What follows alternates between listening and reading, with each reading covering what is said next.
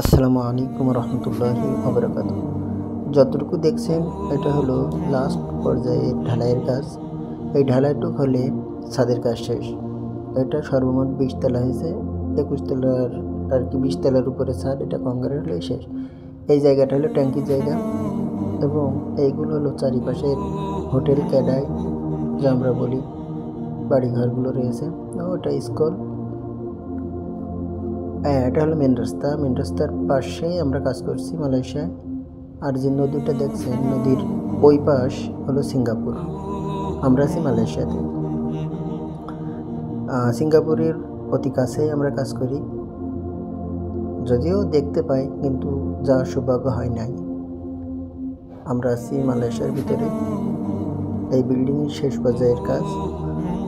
কাজগুলো কেমন দেখাচ্ছে কমেন্ট করে জানাবেন। আসসালামু আলাইকুম।